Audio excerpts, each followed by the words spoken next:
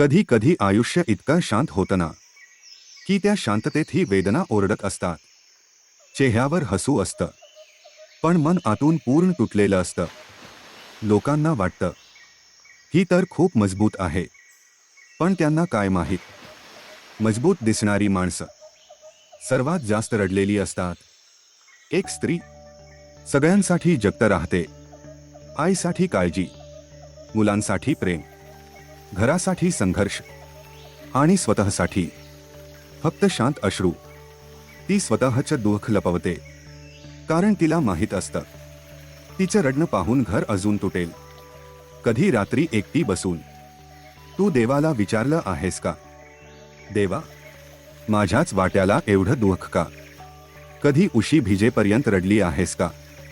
कधी मनात इतका गोंधळ झाला आहे का की जगाव सुद्धा वाटलं नाही? पण ऐक, तू अजून इथे आहेस ना, म्हणजे देवाने अजून तुझ्यावर हार मानलेली नाही. कारण देव तुटलेल्या लोकांनाच निवडतो, ज्यांच्यातून तो चमत्कार घडवू शकतो. आज तू ज्या वेदना सहन करतेयस त्या तुला संपवण्यासाठी नाही, त्या तुला बदलण्यासाठी आहे. तू कमजोर नाहीस.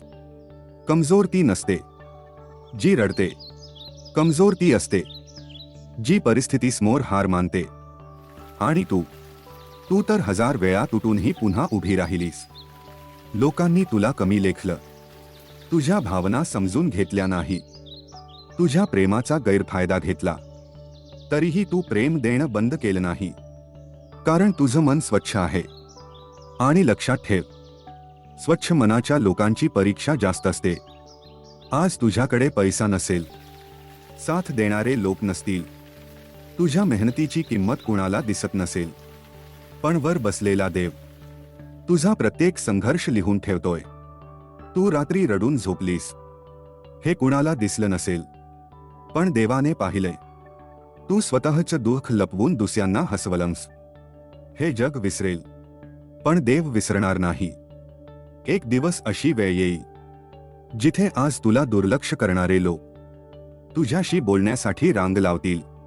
कारण देव जेव्हा वेळ बदलतो ना, तेव्हा नशीबही गुडघे टेकतं. स्वामी समर्थ म्हणतात, भिवू नकोस, तू एकटी नाहीस. मी तुझ्या प्रत्येक अश्रूसोबत आहे. म्हणून आता स्वतःला दोष देणं बंद कर. तू वाईट नाहीस, तू अपयशी नाहीस, तू संपलेली नाहीस. तू फक्त थकली आहेस. आणि थकलेली माणसं थोडा वेळ थांबतात, पण हरत नाहीत. आज जे दुःख तुला रडवतंय, उद्या तेच दुःख तुझी ताकद बनेल. आज तुझ्याकडे अश्रू आहेत, पण उद्या ह्याच डोळ्यात आत्मविश्वास चमकेल. आज तू देवाकडे उत्तर मागतेयस, उद्या लोक तुझ्याकडे प्रेरणा मागतील. लक्षात ठेव, देव उशीर करतो, पण चुकीच्या माणसाला कधीच जिंकू देत नाही. म्हणून रड, मन मोकळं कर, पण स्वतःवरचा विश्वास सोडू नकोस. कारण तुझ्या आयुष्याचा सर्वात सुंदर अध्याय अजून लिहिला जायचा आहे.